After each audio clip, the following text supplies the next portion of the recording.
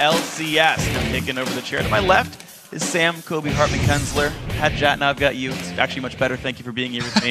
We want to break down what you've been talking to us about on Twitter. Now, of course, earlier today we asked you guys, who is your mid-season MVP in the North American LCS and why? Here's what you guys have been saying. At Toxic Popsicle says, hands down, it's got to be Afromu. He just makes support look so easy. So easy. That's easy the right there. Yeah, he's a great player, of course. Next up, at The Real AJ Rex, his mid-season MVP is not a player, but Loco Doco. The way TSM has played after he arrived as a coach has been incredible. Well done. Yeah, I know. We don't know how much to attribute to the team's, the individual players or to the coach, but they have definitely improved since he got here. So put two and two together.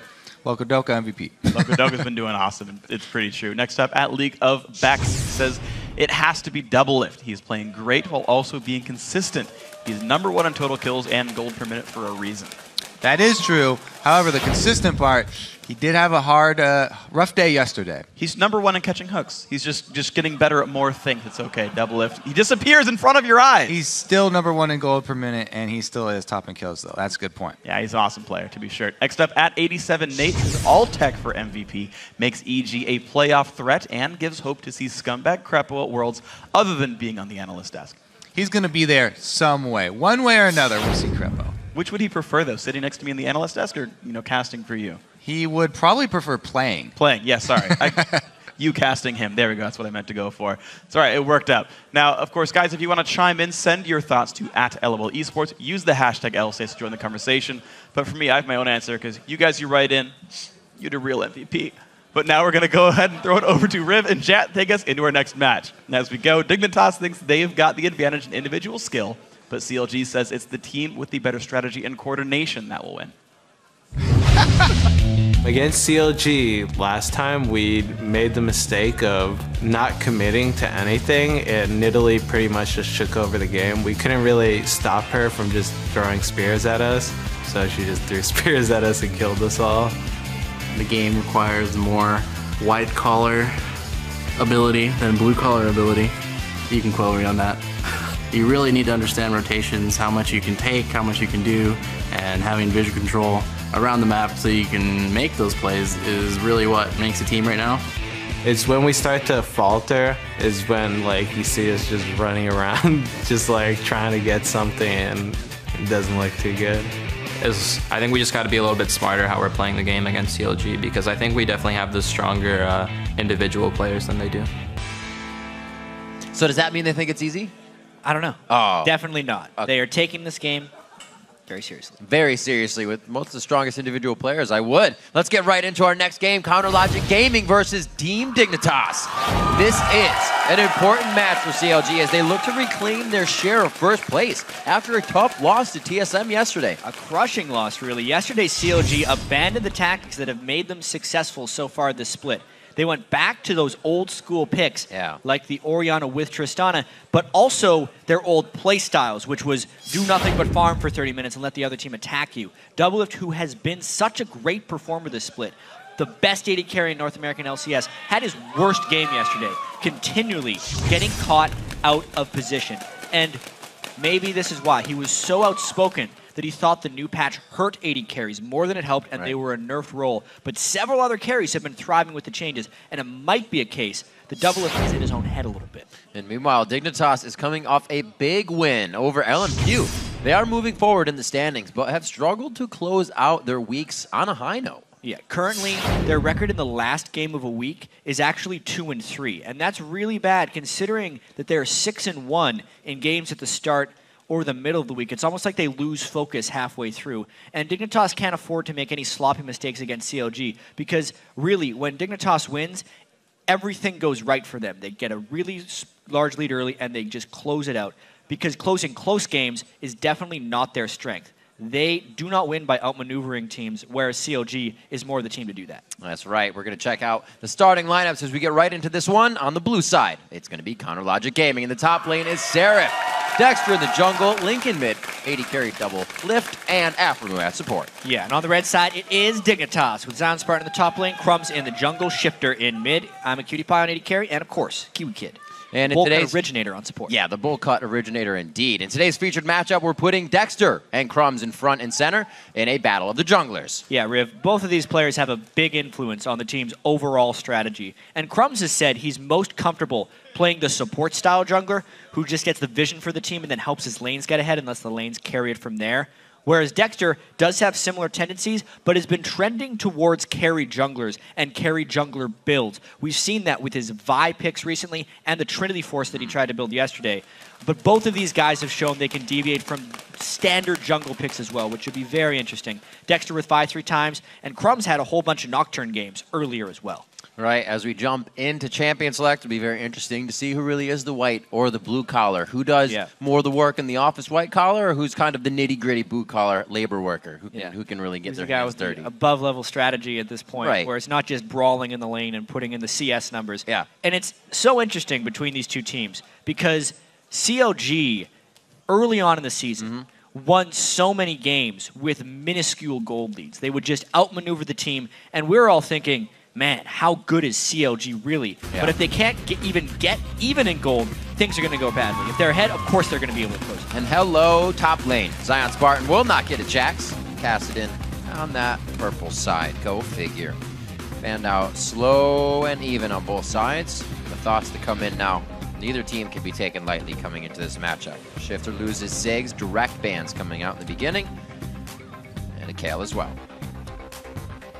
I'll be really fascinated if Seraph gets to play against Zion Spartan in a 1v1 this game.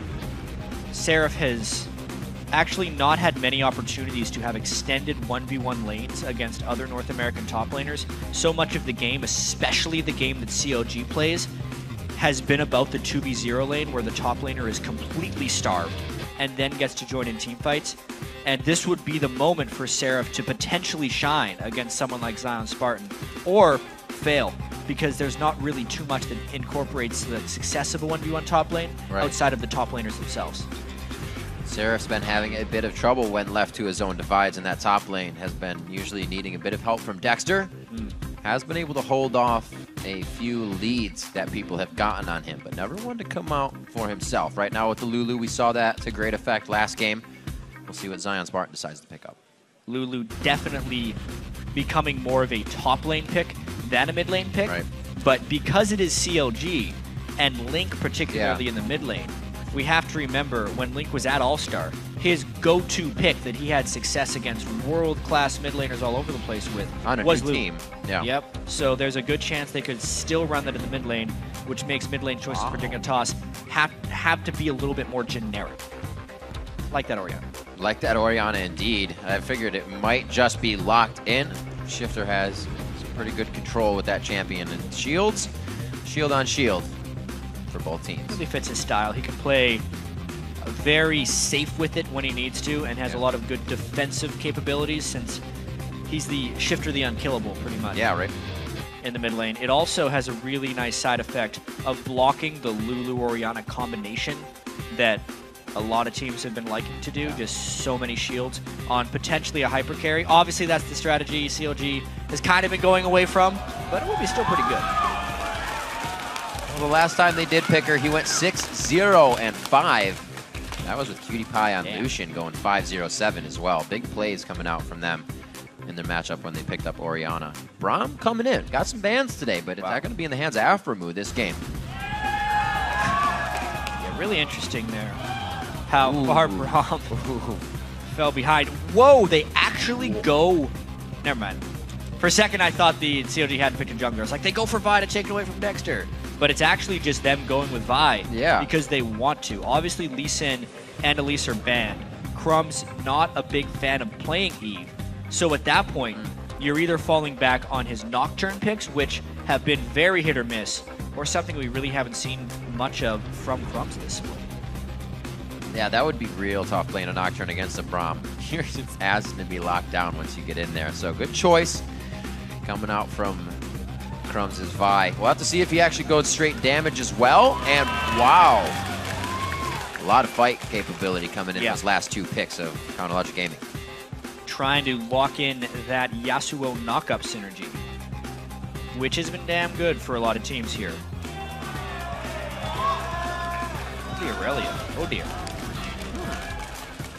See how Aurelia matches up.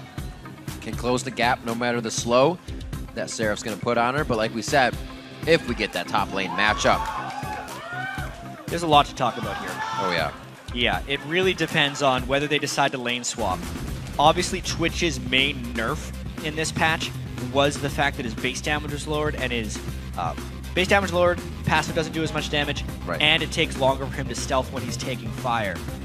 All those things combined make him much weaker in the lane, and the fact that sustain is harder to come by, and they're against a support that has sustain in Nami, make it really difficult theoretical laning phase for them. But Aphromoo and Doublelift are so good in 2v2, they might still lane anyways.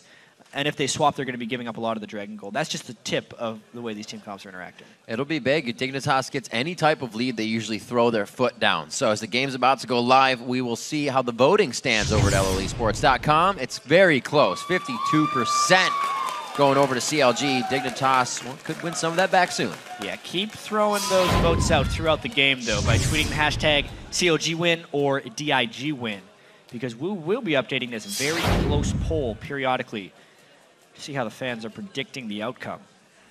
So looking at that Doublelift Aphromoo lane, they switch it up from what the usual is. Looking at the Twitch Braum, still considering them one of the stronger lanes in North America. Faltered a little bit yesterday.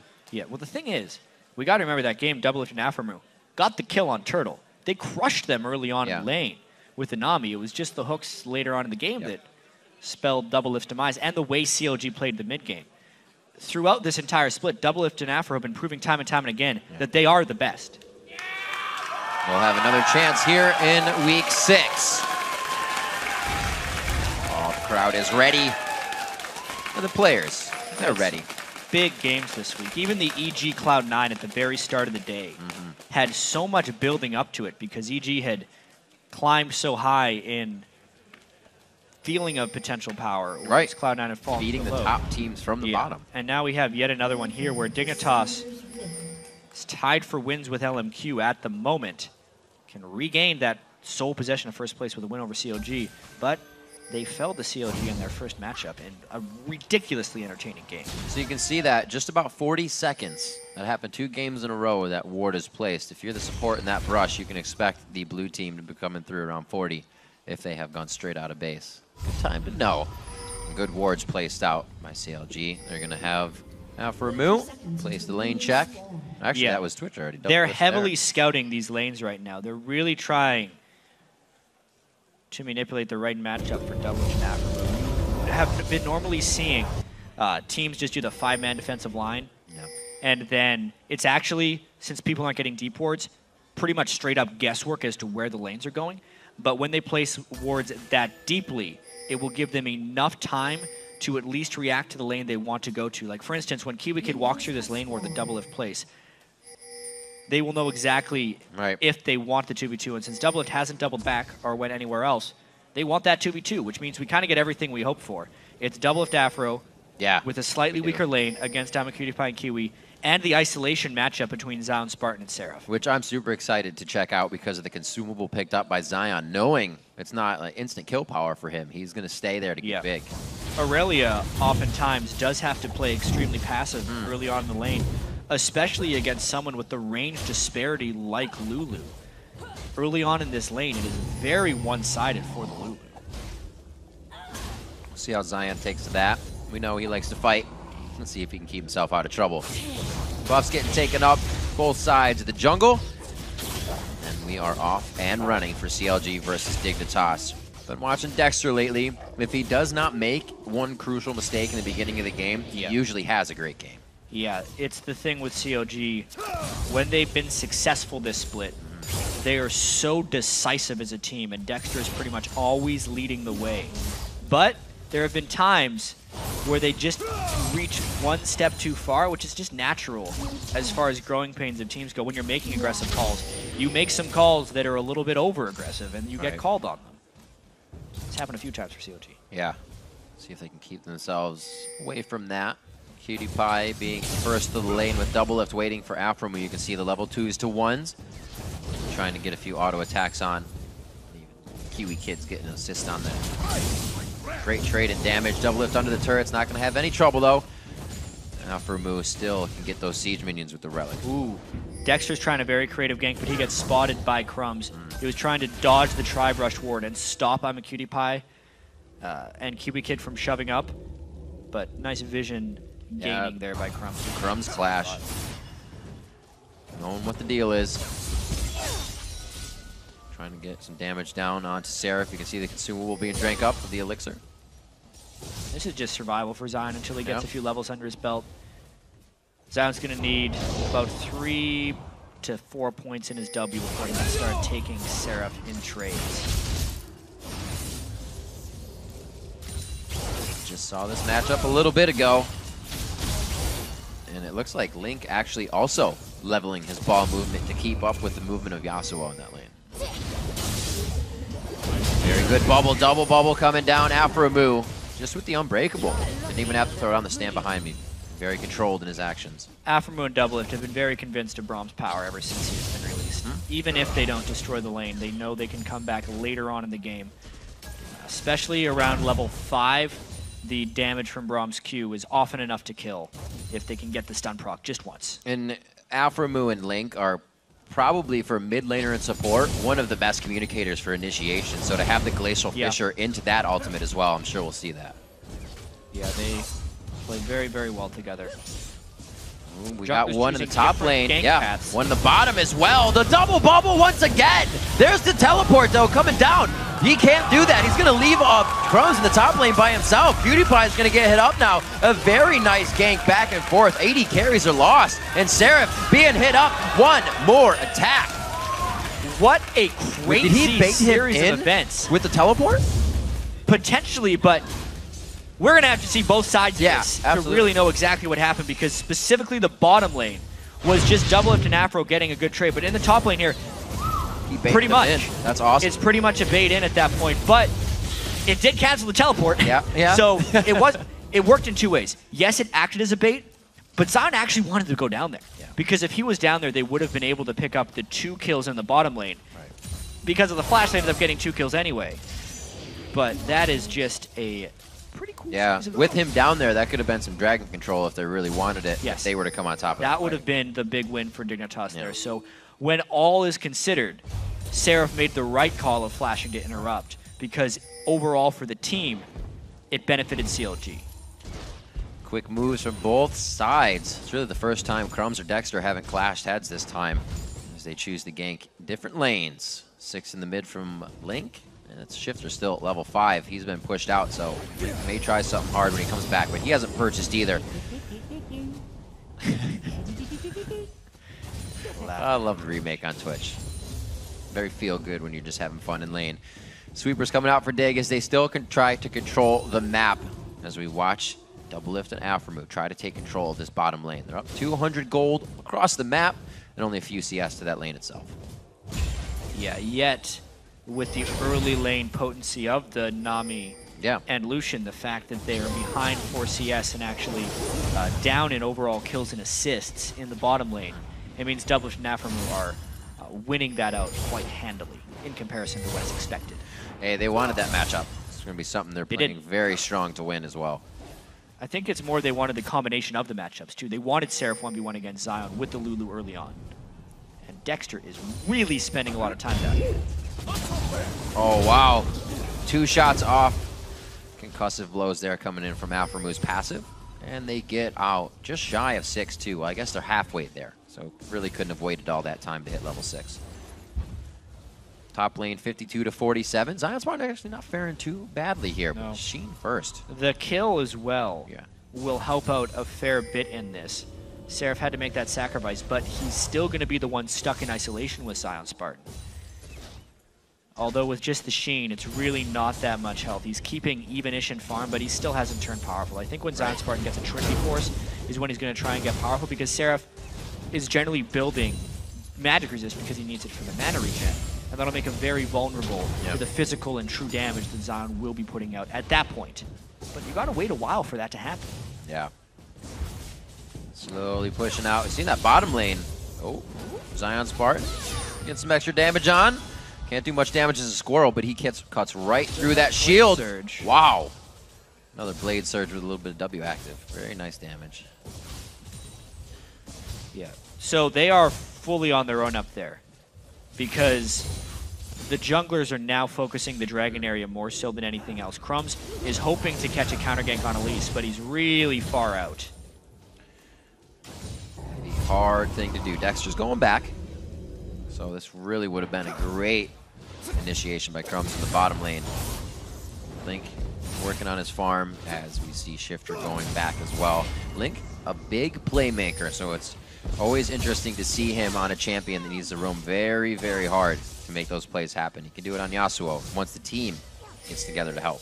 Yeah, having Link on Yasuo will be a interesting experience for sure. We haven't seen him do it yet in the North American LCS, but everyone does seem to be picking up Yasuo, and it's something Link is going to have to learn and play very well. And it takes a lot of team coordination as well if you're waiting for those initiations. We've seen a lot of Tristana. This is very interesting what's happening in Dragon Pit right now. CLG chooses differently. Dexter? Crumbs just walked all the way around the pit, but hasn't seen inside of it. And CLG probably would have just snuck this dragon from right under Dignitas's nose. Wow. 15-30 on that dragon to come back up. All CLG's knowledge. Got to check inside the pit from time to time, not just around it. Geez, so a slight lapse in dig ward coverage right there punishes themselves with about 1,000 Dragon Gold going to CLG. Oh my word, those Sheen hits really throwing damage at Seraph. He has to use his shield, his abilities just to stop Zion Spartan, and Zion's waiting for the Glitterlands to hit, and then he closes the gap. And he's got the lane frozen right now. It's those 4 points he has in his W right now that is allowing him to outtrade a little bit. But he still doesn't have the Trinity Force, meaning unless Seraph itemizes some armor, which he has not done, he's going for the Athene's Unholy Grail, Zion may be able to really start punishing with the way he has the lane positioned right now. Interesting matchup to see. A lot of people have been saying Lulu is another one of the bullies to come out of 4.10 in the top lane, and Zion kind of changing that thought around. Good play so far there, getting help from Crumbs to start that off though. But we know Zion, once he does get help, usually doesn't need repeat help. He can hold that. We were talking earlier as the casters as well. If anyone was going to break out a rally in North America, it would be Zion Spartan. That's true. Because he's so good at it. But at this point, Crumbs is really trying to get that first level 6 gank off. He's already gotten the dragon taken away from him, so he wants to make up for it. But he can't push too hard. Twitch Braum is the type, if they land the right combos, they could actually turn a 2-3 around. Slow moving. Crumbs knows there may be a chance here. With no vision yet of Dexter. They have to be very careful too. Vi isn't really the type of jungler that can afford waiting in a brush this long without getting any positive results. She either needs to be farming or ganking, or she will fall behind and become very useless late game. Dexter now to the top lane without seeing Crumbs anywhere. He's going to try to make some moves knowing that there has been a lot of pressure onto Seraph. Coming out of that brush as he did though. Yeah. A little different. It's very good timing for the gank, though. This is right when Zion wants to get aggressive because he has the Phage. So if CLG could get a gank here, it would completely turn the tides of this game. Zion's definitely got a sense that something's going, but he uses the dash. He wants to go back to Dexter. Hits it nicely. He actually hits the W down, kind of canceling out the cocoon that came in at the same time. He's able to get out. Slippery Zion Spartan right there. Barely getting touched. That passive helping a little. Yeah. Absolutely. Shifter doing quite well, 130 to 124. Anytime Shifter returns the lane, he'll get a few CS up, pushing Link into his turret, but they equal out the lane on that trade. Loving all of these lanes. So much potential for kill power to really come out. Waiting for Double Lift and Aframu to find the attack they want. Again, really, just as much as CLG does, loving this Braum. Even when they're bubbled, they're losing a bit of health, but they get that back with Relic. They get it back with the Scepter. The Culling's just there for pressure. Aframu keep it strong. Oh! jumped in the air. That's all it took for Kiwi Kid to know that was going to happen. Great reaction time. Learning the animations is very key. Yep. But is that going to give them a false sense of security right there? Because Dexter's waiting in the wings, and Dignitas thinks they can trade. There's the invisibility. They don't see Doublelift coming in. A few more shots. Can Doublelift cancel this one out? The heal comes in. The Summoner spell used by Cutie Pie, but it's not going to be helpful. They are still going on. One more hit coming in from Afromu to lock down the concussive blows. He gets the Winter's Bite on, and the flash over the wall from Link on his first roam becomes his kill. That's the first assist, I guess. That was Doublelift. Yeah, with a lot of help from Dexter, Doublelift and Afromu are back in the game. This is Doublelift at home. He's looking to make up for the poor performance yesterday and prove why he's so good, but this happened in the top lane as well. Once again, while Dexter was bottom helping out Doublelift, Crumbs was top helping out Zion Spartan. He had to lead on Seraph from here. Oh my. And, I mean, did he even need Vi? No. Crumbs was just taking a Polaroid. You can get the picture after. Would have been nice to have Vi bottom during all that turret diving. That's true. Get a little more experience on Crumbs. He's kind of been in the brush, wasting time. The team's doing well, but if he can't get into the fight and be big, we've seen what happens when Dexter doesn't have that armor. He kind of just melts. Yeah. Vi jumping onto Twitch at this point, especially with Afromu's protection, is looking dangerous late game. So even though Seraph is behind in that top lane, the team fighting CLG is looking incredibly potent, and they are kind of in position to win this one right now. With those 3 kills, Doublelift's able to fix up his Berserker Greaves and the Blade of the Ruined King already. So now more than happy to match up in this lane. Just have to worry about a bit of sustain that could throw them off. You should be able to win these fights. 700 gold lead after everything has been said and done in this game. And as the minute for Dragon starts to come up, we'll see what kind of pressure these teams can put on that area. Wow. Good trade. Yeah. One interesting thing here is, even though Dignitas has the general timer of Dragon, CLG has the exacting timer of Dragon. So there is a small chance that Dexter could try and sneak it again. That being this late into the game, though, I would expect Dignitas to start covering a few more wards pretty shortly. Or to have Crumbs try and get a gank off right when the Dragon would be happening. Junglers in the mind of each other at this point. Dexter just on the wing here on the left side. You see him coming onto your screen. 20 seconds onto Dragon, the perfect time for teams to get together. They have a few people down here.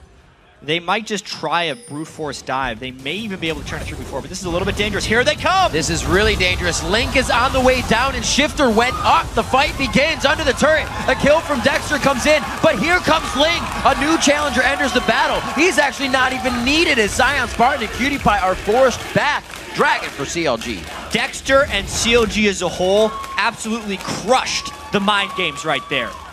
Knowing that the dive would be coming before the Dragon, because everyone wants to do a gank right before the Dragon comes up, and then just waiting for Dignitas to pounce. The counter teleport by Seraph, but most importantly, just the knowledge that everyone was going to be getting sent for double from Naffer. They don't suffer a single casualty in the bottom lane right there amongst all that, and they get the kills plus the Dragon. Huge win. Zion Spartan kind of being forced in here. Probably love to teleport and get that top lane pushed in since he was present for that engagement down bottom. It still wasn't even to provide that much due to the engagement of CLG. Now moving around, Dig starts to clean up what they can. 27,000 now as CLG quickly takes a gold lead. Yeah, and it's not going to be getting too much easier for Dignitas, mainly because Crumbs right now is really far behind. Yeah. Just the Spirit of the Elder Lizard and a Health Crystal when you compare it to the Tank Spirit and upgraded boots plus the Health Crystal of Dexter. But more importantly, within the context of the team compositions, Crumbs will be trying to go with Zion Spartan. They have 2 squishy frontline divers. That's not enough to take down Twitch Braum at this point. They do not have enough damage or enough tankiness to deal with it. Afromu just has to use his ultimate while Twitch does, and they will obliterate any dive that comes at them at this point in the game. CLG taking into consideration what Zion Spartan said about having great lanes. So really what they do is they ban out and pick out Crumbs as much as possible.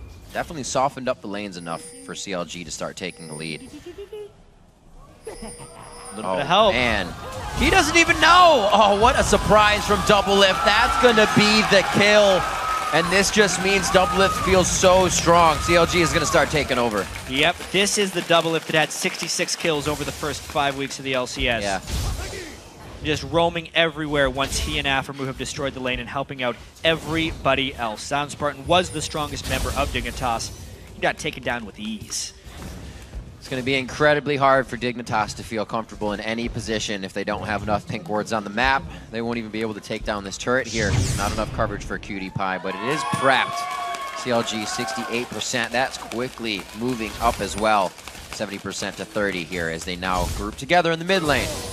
Look at Doublelift getting a split push on already. He was happy to take that all the way to second tier. Yeah, big moment in the game. Very here safe as well, with 2 turrets being down on both sides and CLG taking the majority of the previous victories.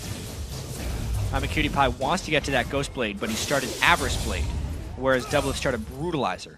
So if the fight happens shortly, Twitch will actually be much stronger here. It basically would be on Shifter to land a spectacular Shockwave in the next upcoming fight, but... Oh. Yeah, don't go on that. That would have been the end of Link. I probably would have. Dexter also going for more of a carry-oriented Elise build as well. Just going to point that out. He got a little bit of a gold lead, immediately went for a second penetration item. It follows suit with what he's been doing on Vi. Yep. So he will be packing a punch. Crumbs is going to feel that as well. We still point back to his build. Dexter probably solo him out real quick. Moving down the mid lane. Looks like they're going to get the second tier turret as well. Shifter could have a nice ultimate, but there's no follow-up from the team. Everybody's getting a split push on themselves. Zion Spartan is still proving useful in the top lane right now. He doesn't have a lead, though, on to Seraph. So now that they meet, Zion Spartan has to back off.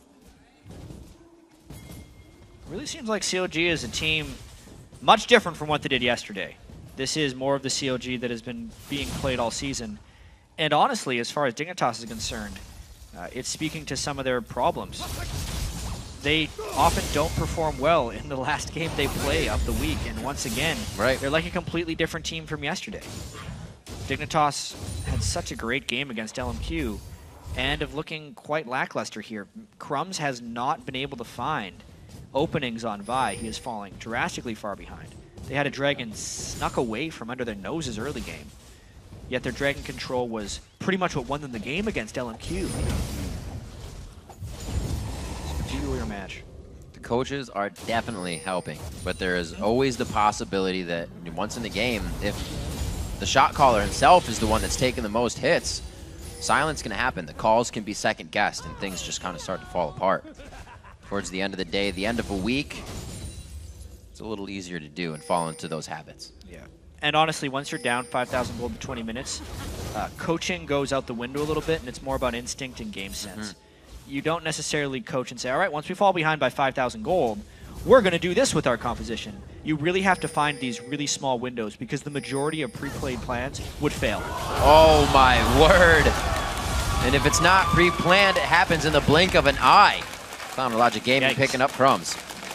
Big move there by Aframu to steal those double buffs away, flashing over the wall after the cocoon had landed. All the control that they want, even denying this second tier turret now before the base. It looks like they'll have Dragon one more time. There's a ward just past him at blue that CLG had deeply placed. Getting him a kill.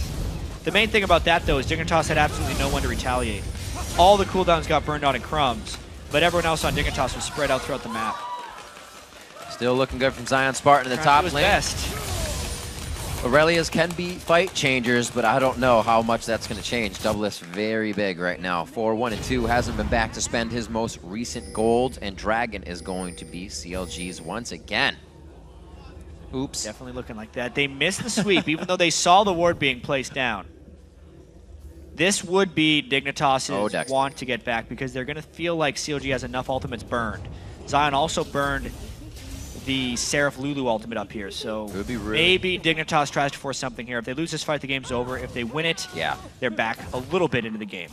But they're so far behind. Definitely need something of a perfect tidal wave. A lot of possible things could happen. Aframu definitely has a lower cooldown on Unbreakable than they do on Bit of a desperation dragon. They want to land the perfect shockwave. CLG's got to go in for this. They're so far ahead. Look at the ball placement. They give it up on that one. CLG is going to let it go. Very odd. They were down ultimates, sure. Agreed. But with how much they've been beating Dignitas up, that was a way to take the game and turn it into a victory. Keep that fight in mind because that dragon also turns into a mid-turret without any retaliation possibly. There's the AP that Dexter was building, but it wasn't that much of a burst coming out onto Crumbs. They're about to go back. He gets a double shockwave. Link's on the outside. He tries to throw up Crumbs. Gets him down. Crumbs can't do much, and it's going to be 2 kills for Dragon and mid turret. CLG is heading towards that Baron area. Maybe a little bit more. CLG trying to make a bold call after this team fight there. A little bit low. They've killed a lot of Dignitas, though. Let's see. Let's see how they decide to do this. No smite possibilities, but that's a lot of damage that Dignitas has up right now. They just need vision. Blade of the Rune King from Doublelift helping to chunk down the HP of Baron. It's down to 3,500 HP right now. Definitely not a smite range.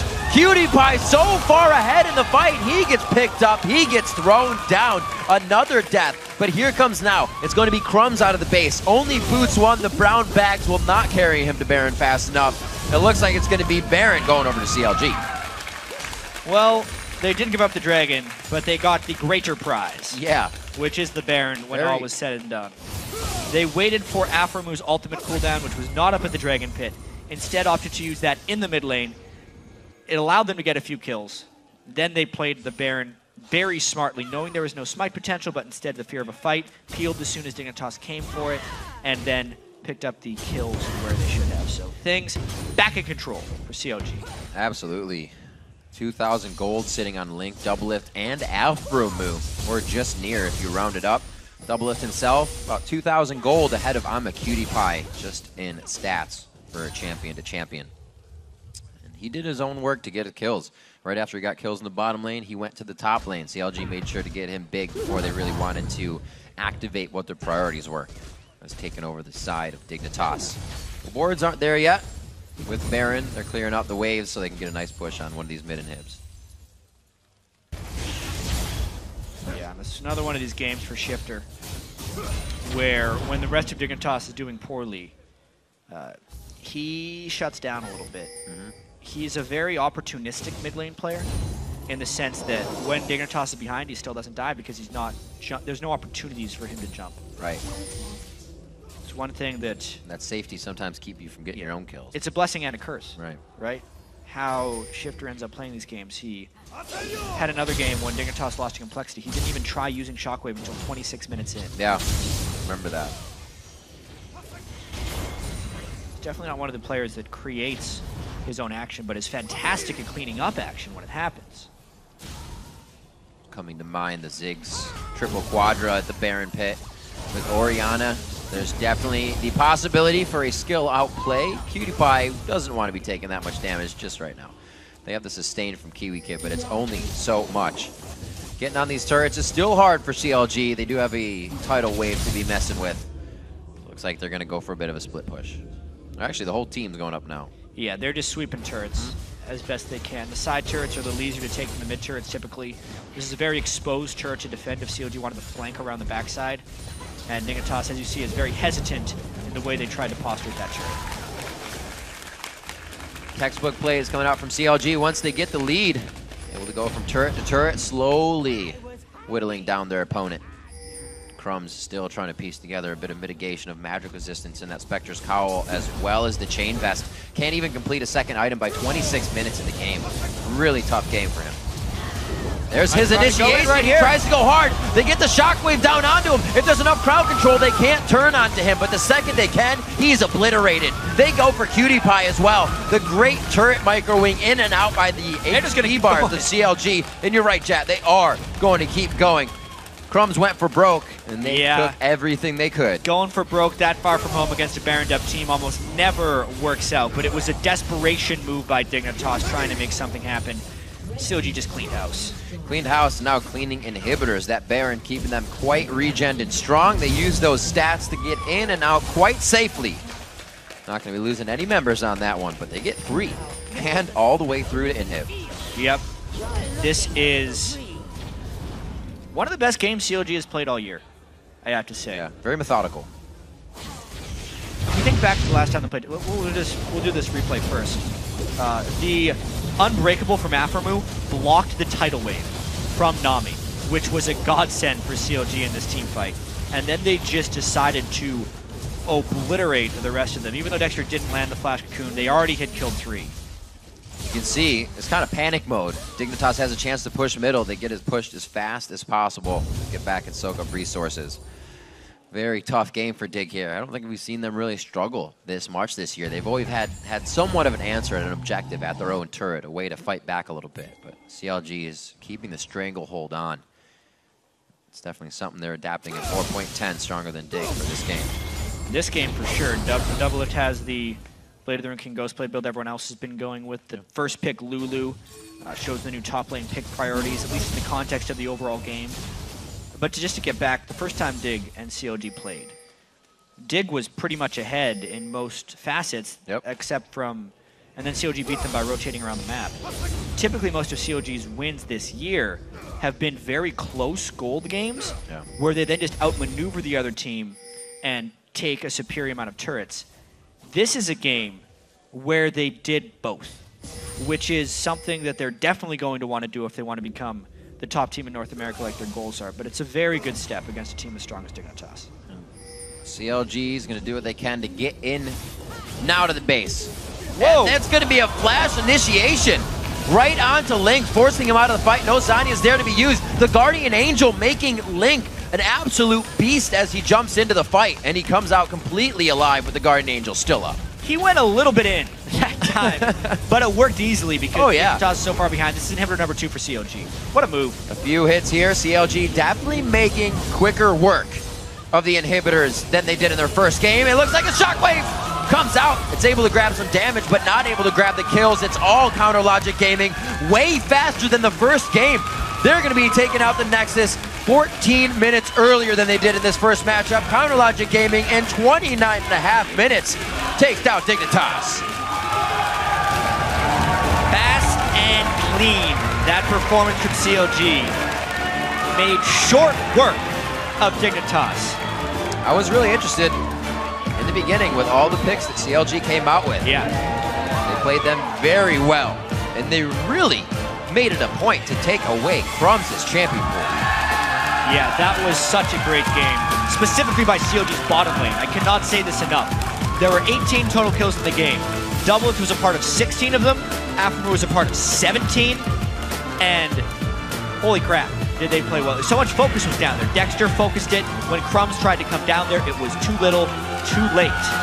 What a way to bounce back from yesterday. You can see smiles on the faces of Counter Logic Gaming. Not one of the games that you have sighs and that relief feeling after. Yeah, it's relief, but it's happiness. That was very textbook play coming out from Counter Logic Gaming. Bot lane of North America still showing strong.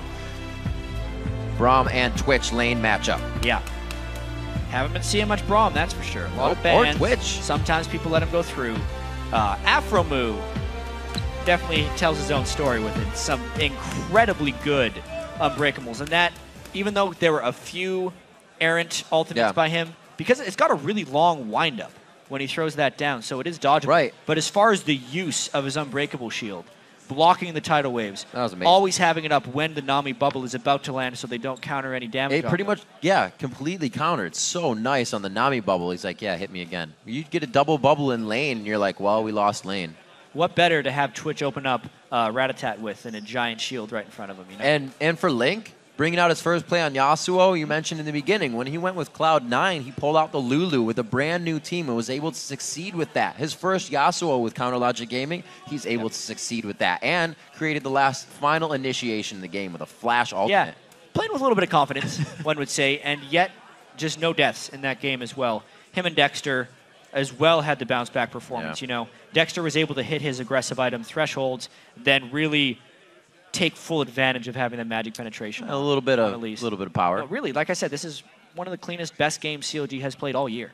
Cleanest, and they definitely went for more kills. We used to see their old compositions kind of go through somehow without getting too many kills. They found what they needed, and then they took it. Usually CLG would do what Dexter did in the beginning. How'd they sneak Dragon? Yeah. Oh, they did it again. Now they're forcing these things and getting it as they should. Yeah, this game in particular, it wasn't so much about messing around and really trying to outwit someone by saying, oh, you're going to go for Dragon? We'll give you that because we're going to take 2 turrets. They just, all right, we'll give you Dragon, then we'll kill you and take Baron. Right? It was a much more aggressive, assertive style. Interesting to see the Aurelia versus Lulu matchup. Zion Spartan took hold. He did get help from Crumbs in the early game, but then it kind of just started to fall apart for Dignitas. Right now, we're going to send it over to Kobe and Freak for more at the analyst desk.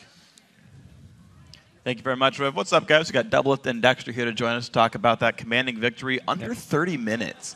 I got to say, really convincing win. Were you expecting the game to go this well when you came into Champ Select? I don't know. You can go. You go first. Go first.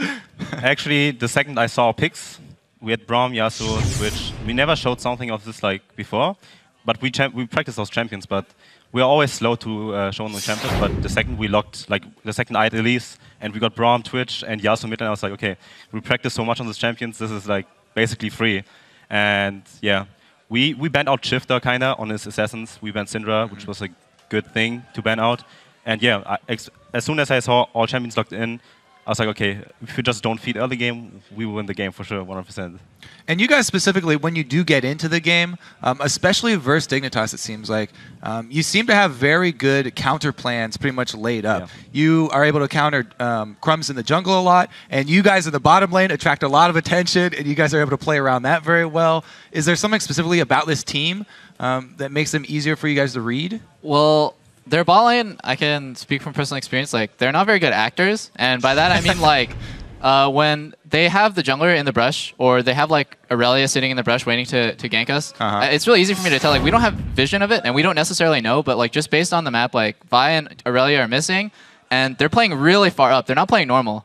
And so that's kind of one thing that me and Afro have been working on for, you know, since we started playing together, is making sure that people don't, like, cue in on what we're trying to do. Like, our ganks are pretty much unreadable because we're always playing aggressive, but QtPie and Kiwi Kid, they kind of play really passive, and then when the gank comes, they're just like, oh, I'm going to E forward. So this gank that you're talking about, we actually have a replay of it.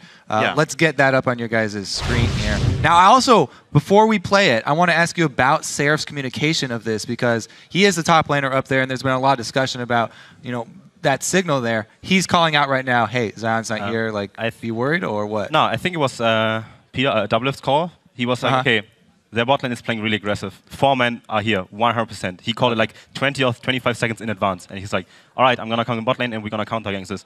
And yeah, like I said, they're not very good actors. And we knew that there are 4 people there because Aurelia was missing for like 30 seconds top lane.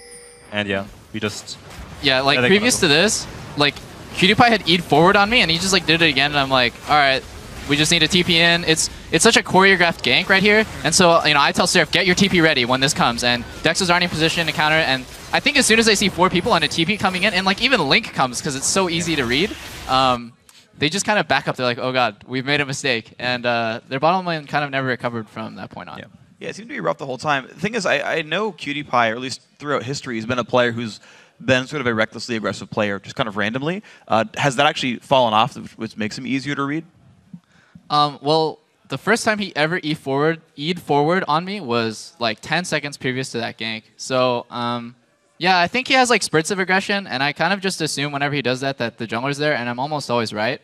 They're like a really solid bot lane, but their acting skills are not great. So now, after this interview, next time you guys play, he's going to do that all the time. The mind game. Here we go. Level 2 of the mind games. Yeah. Gonna jump in on you, and then you'll just run away because you'll be afraid the whole time. Yeah, the other thing is they also spent a pink ward on that gank. They committed so many resources to that gank bottom. Once you turn something like that around, how do you guys as a team say, okay, we got this huge advantage, simple steps for us to take that and make that advantage into, you know, something that's game winning? Well, it happened at Dragon. We knew that we had an advantage in the fight before and that we don't have ultimates. We really wanted at the Dragon because we're in position, but at the same time, we're like, okay, we don't have 1 or 2 ultimates. We can't fight this. We don't want to lose our lead. And if we give it for Dragon, it's okay because we know what their next step is going to be, and we try to counter this. And by this is we just say, okay, we give up Dragon. It's cool. We're still ahead, and we can just fight again if we have our ultimates up, which we did in the mid lane. And that resulted in the Baron and another catch, actually. And from that point where we had Baron, the game was pretty much over because we just pushed through, and there was no way of recovering. Well, you just prepped the next replay really well then, I guess. Yeah, you could pull that up on your screen. If you know, Dexter, you just talked about it, so Doublelift, if you want to talk about why this mid one went so well. We had just given up a Dragon because we were waiting for ultis, and then right here, after it's counting down, I have ulti in 5, 4, 3, 2, and then we're like, all right, we're going. Like, your ulti's up, let's go. And they just kind of overcommitted because they're so desperate to get back in the game that they commit 5 people to hit this like 1 HP tower, which is not necessary. And then at this point, Afro goes in. He has great shield and a great ulti to kind of zone them away from their escape path, and they don't really know what to do. And me and Link flash the Ori ulti here, which lets us just clean up really easily. Yeah. And one of the greatest things about playing Lulu and Yasuo together is just like the conjunction of like the speeds, the slows, and Yasuo's mobility. It's really easy to pick off people after they mess up. And then this is just free. Like, we know that they're coming in. Everything is warded, so I'm just like, all right, I'm tilting on Shifter. I don't really know what they're doing. They should actually just be pushing mid right here and trying to get something out of our Baron. And that was just really good. That tornado ended up knocking Cutie Pie out of his dash. So Link's a beast. Yeah, also good. It worked really well. Actually, I want to sort of talk about Link a little bit more because you had a push that ended the game basically, where he like flashes, dashes through 4 minions, goes to an inhibitor turret, and like afterwards like I got you, and like dives in afterwards. Like, does Link just say I'm going in, follow me, and you just respect the call? No, we planned those things 1 minute and ahead. Like we were okay. Orianna has no flash. All we have to do is we have a Baron. We have such a huge advantage. We have Yasuo, Wind Wall, and Braum Shield. All we have to do is kill Orianna and we win the game. And Link was like, all right, I see the minion wave. I'm going for it. He stacked up his charge thing, like the 3 stacks. Yeah. And he was like, okay, I'm going for it. And then he eat twice, flash, eat Orianna, and ultimated, and we followed up on it. And the second Orianna dies, there's no way that they can win or can do anything because Orianna has no flash. She literally had 0 armor, and even then, we just have too much follow-up damage from our team comp, and we have too much tankiness. And the team comp that we played was just all around 10 times better than their team comp. Yeah, plus Link already had a Guardian Angel ready for this. Was this even like 15 minutes pre-planned here? He was like, he's going to be playing very aggressive, so... He had Baron, and he was, okay, I'm going to buy Guardian Angel instantly. We're going to finish the game right now. Yeah. Let's do it. He just had cash money ready. Yeah, why not? Actually, so I want to keep pressing you on this sort of plan ahead, because you guys pride yourselves on strategic play, thinking the game out a few steps ahead.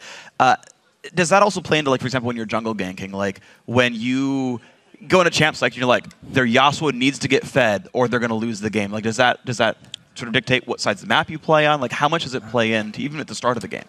It's really hard, especially in this game. I knew that we knew that Scrum's gonna start red buff, and he actually did a really good move there when he walked down to Dragon.